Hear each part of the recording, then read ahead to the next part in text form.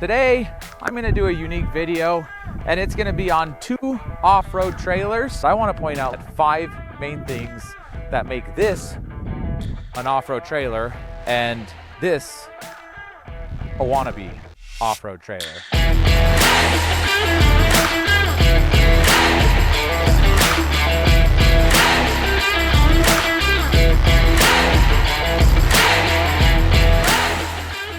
Okay, like I said, we're gonna go over 5 major things that I think is absolutely, head over heels more superior on the Pause over this trailer. So I'm not gonna go into every single detail imaginable, but these are some of the big differences.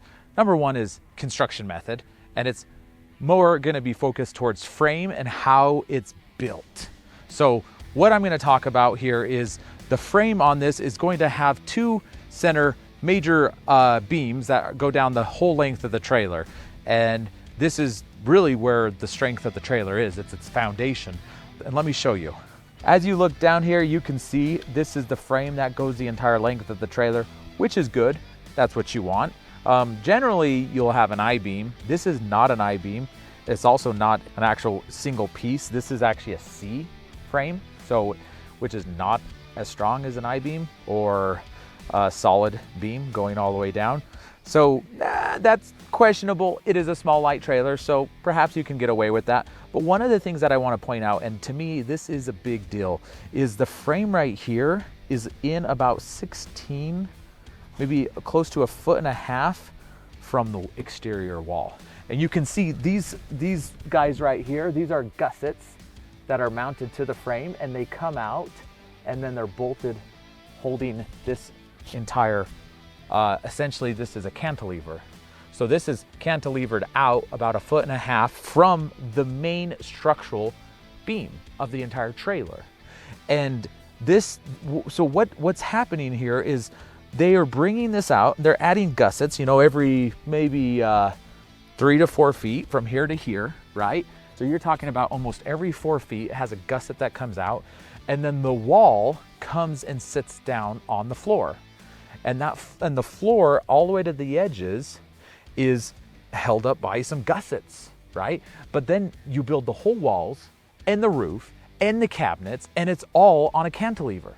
Think about this, this is like building a house, and you build the foundation from the ground up, and then instead of building your putting your floor on and putting your walls right over the foundations that goes into the ground, it's like taking the floor and extending it 1 foot or 2 out, and then building your walls and your roof and your entire house on the cantilevered part of the floor. It's crazy. When you think about it, it's really crazy. And over time, can you imagine if you're off-roading in this trailer and you bash a rock? Well, it's got a bash bar, but it says it's not a step, and look how weak this is. This thing is just, it's a joke. It's not really a bash bar. So if you really do hit this up, and then this comes up and smashes into this, you're sending a shock wave all the way up the wall, through the roof and beyond. This is not a good design for off-road trailers, period. And the reason why they do that is because they set the wheel well in outside of the frame, and then they cantilever the whole entire trailer around it. Now, that's number 1. Let's go see how Pause does it. We're now over at the Pause, and the most important part of the frame is right here. This is the main channel that goes the length of the trailer all the way back. So this is what we call a perimeter frame, opposed to that cantilevered type of frame, where the I-beams are going through towards not the center, but inside the wheel well and going down.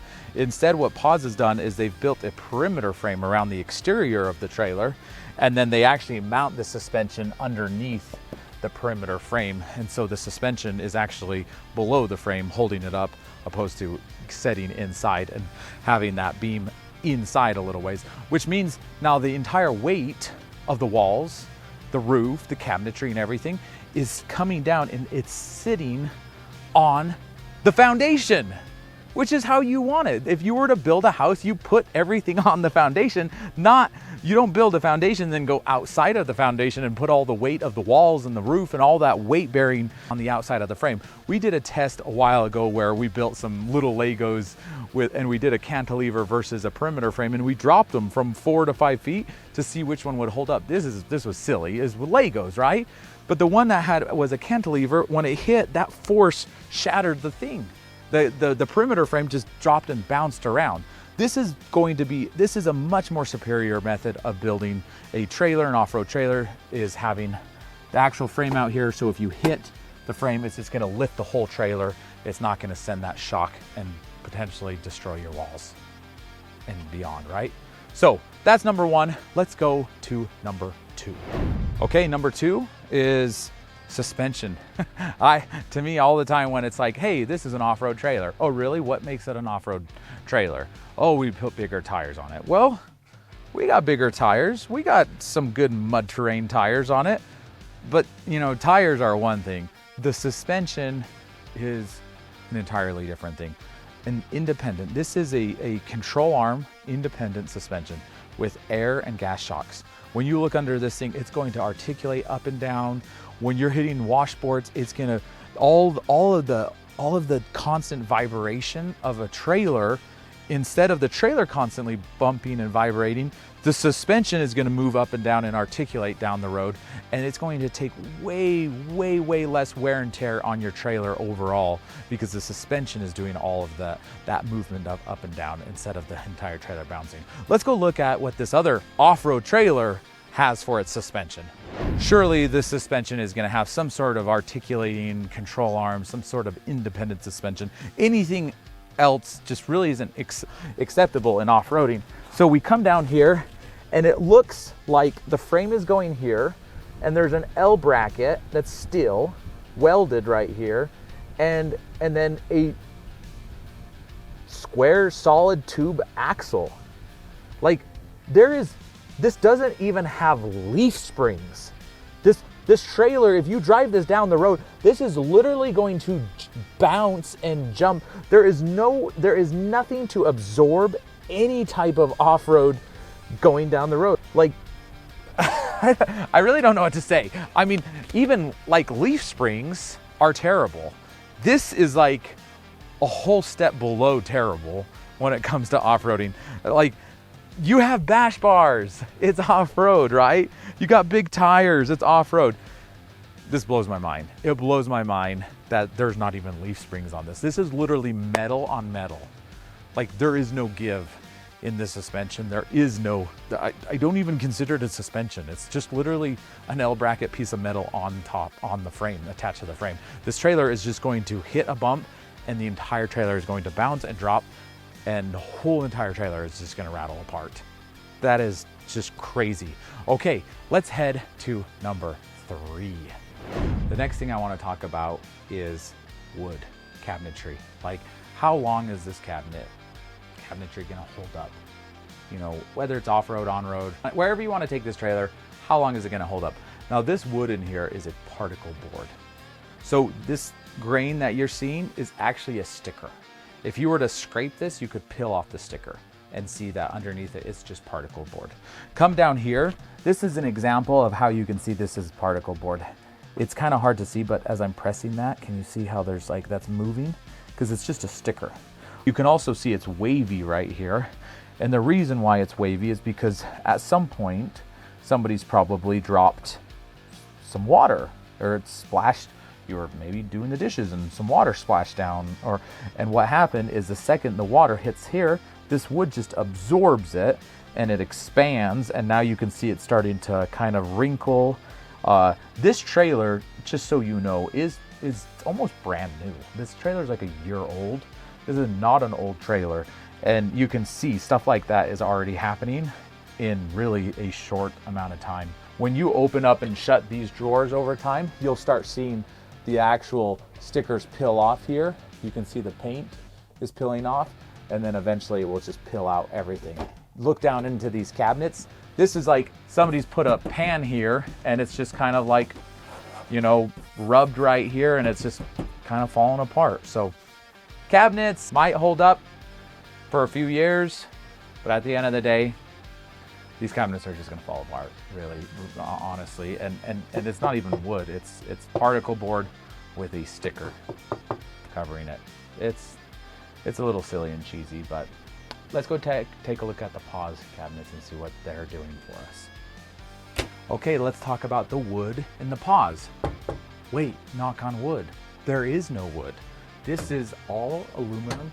Last time I checked, aluminum doesn't decay, doesn't rot. You splash some water on this, it's not really gonna harm your cabinets.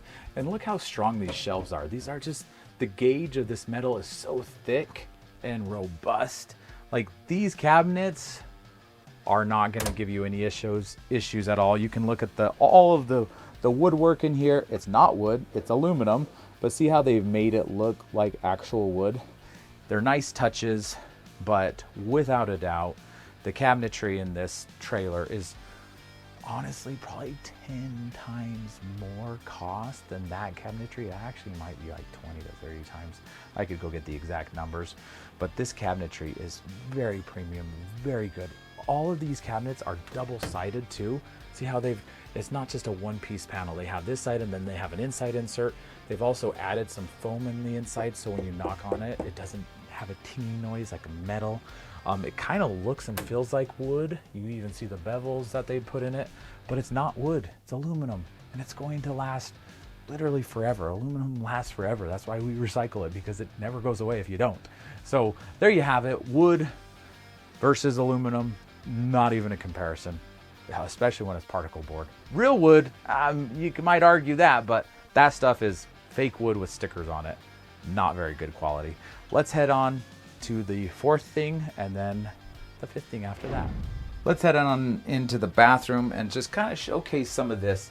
This right here, when we hit on this wall, this is a one-piece molded fiberglass. This is like what you're gonna see in a residential home. It's very nice, it's very comfortable. The amount of space that I have in here is insane. Look at this. We have shower here, here, quad shower. You have a wand, you can take care of yourself, but you can just kind of like feel the quality when you hit this. It's solid. Everything on this is so solid. This has a nice little details of some subway tile. The bathroom in here is unbelievable. It's large. The materials you can feel, you can touch and feel. You talk about the walls, right? This is a fiberglass. This trim right here is an aluminum piece of trim, right? As I mentioned earlier, the cabinets, but even the walls and the trim pieces and the doors right here, this is all aluminum that you open up, and the whole entire shower is just this one piece, very quality feeling molded fiberglass. So let's head back over to that trailer and just kind of compare the quality of the shower, the trim, the walls, everything from the bathroom countertops. You'll see kind of the differences and kind of get an idea on quality. Okay, so here we come into the bathroom over here. Overall quality. This is actually not fiberglass, as you can see. Look at this. When I punch this, the whole thing bends. See that? It's all plastic, right? I mean, this leads to a very light trailer, and this is a nice shower. Look, check it out. You got a little wand, and that's it. This is so cheap and cheesy, and it's just like, now, well, let's talk about, I mean, we already mentioned cabinetry, but look at this. See how this is bulging right there? See that? How it's actually coming out right there. I mean, how are you not going to get water and moisture? You can see it up here too. You can see where it's like just pilling out right there. It's like you take a shower, the moisture is going to go in here and just going to destroy everything. The walls, look at this. The whole wall's just bow. The doors, just from shutting and closing, you can, right here, see down here, this is the wood is actually scraping off right there because it hits the door jamb right there. If you want to consider this quality of any kind, I think you'd be kind of crazy. You know, it's just, at first glance, when you walk into this trailer, it's pretty. It kind of has a nice feel. It's a nice floor plan. I like it. You know, you look at it from afar, you got big tires, you got bash bars. You know, whether they market this as an off-road trailer or not, like the perception, this does have a solar panel on it, right? And so it's like, hey, it's off-grid, off-road. It's this perception of like it is. But when you really start digging into it, it's like everything about it is so cheap, very, very cheap. And people are wondering, like, you know, why are your trailers more expensive than, I mean, this trailer's a little bit shorter than that trailer, but it's a lot cheaper, $30,000 to $40,000 brand new, right? Depending on how you option it, which that trailer is about 3 to 5 times more expensive. But when you really start breaking down every single thing, it's crazy.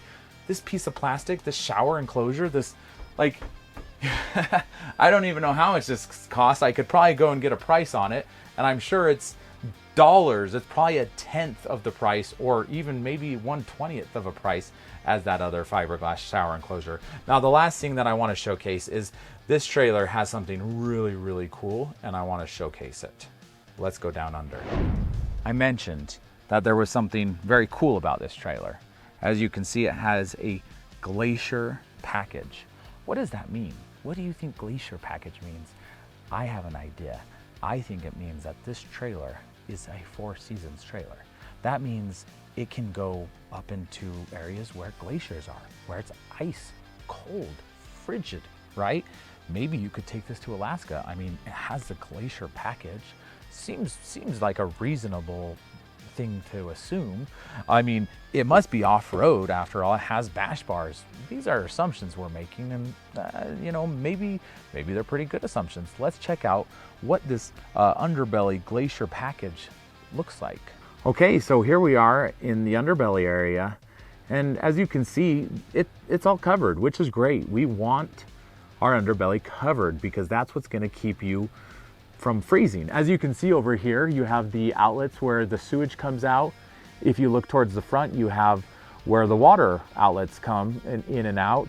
And you can see they've sprayed foam insulation all around that area to prevent from, you know, cold air getting into the underbelly, because under here is where your tanks are, and you don't want your tanks to freeze.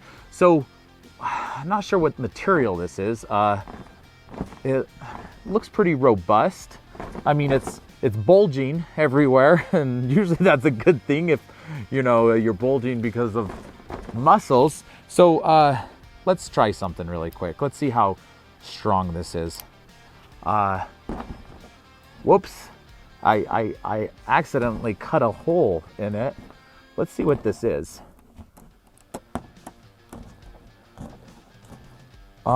Oops, I lost it. Where did it go? Let's cut another piece off of it. It flew in there. It looks like a cardboard box. It looks like this underbelly is about the depth of a cardboard box. It's made of plastic, and this is the Arctic package. There it is, covering and protecting your underbelly from, you know, off-roading, cold weather. That's it right there. What do you think? It's interesting. Let's go check out the Pause and see what they've done with their underbelly. Okay, here we are under the Pause. Now, the Pause has a little bit different underbelly, and they've purposely used this underbelly for a few reasons, because it's an off-road trailer, and they've assumed that, you know, if you're going out, you might hit a rock or a branch, and it might puncture through and hit your water tanks and pop something. So as you can look up here, we have a piece of metal. This is an entirely metal underbelly, a diamond plating right here, perhaps. Now you may say, well, you know, you're saying it's 4 seasons. Isn't that going to transfer heat and cold through pretty quick? Above it, it has a core, a foam core insulation board across the entire underbelly right above this. So if some heat or cold transfers through, you have pretty thick amount of insulation under there. As you saw, that there was nothing. It went straight from, you take the hole out, I could see the tanks. Now let's see how strong this stuff is. Of course, we got our trusty little knife. Let's see if we can stab through it.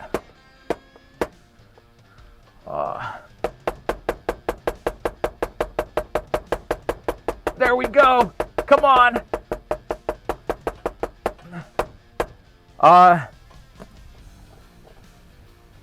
Nothing. It's just poked a little bunch of little holes. I mean, like little indents. So yeah, I think this is gonna probably hold up a little bit better than that plastic, corrugated plastic, and probably will protect you in lots of different types of extremes, whether it's weather or just dragging things and things flying up and hitting like dirt and rocks and smashing into the underbelly. It's probably not really gonna do anything to the trailer. Okay, now is the time for you to vote. Wannabe or real? Is this a true off-roader or is it a wannabe off-roader? Or is the Pause the true off-roader or is it the wannabe off-roader? Now, I poked fun a little bit, maybe a little too hard at that trailer. I feel bad for it. There is a place for it. It's a nice little trailer, but to claim or pretend that it's off-road to me is quite absurd. And it's not just, I just went over 5 big things that I think are really stark differences. It's night and day versus that trailer, right? But it's literally everything on this trailer from the ground up. Every single component. I didn't even talk about components. We're talking components that are, you know, $1,000 to $2,000 or $3,000 for components in this versus hundreds of dollars, from the furnaces and the refrigerators to the air conditioning units. Like, this unit is carrying the best of the best, to Truma, to Battleborn. This is still running standard, you know, AGM batteries, lead acid batteries. So there really is no comparison. I feel like this doesn't even, you know, it's silly to even have done this, but you know, we wanted to show off a little bit of the differences between a $30,000 to $40,000 trailer and the all-new Pause by Palomino. And if you want to learn more about this, you can head down to the bottom and click. There's a link down there in the bottom, and it will send you to a brochure, give you specs, information, pricing on the trailer. Also, there's a 3D walkthrough, and you can be able to kind of walk around and see the floor plan. We didn't really showcase off everything on it, but if you go down to the link below, you can see all that information. There will also be a full-length video in that link below. So go check it out, and hopefully we'll see you soon. Bye-bye.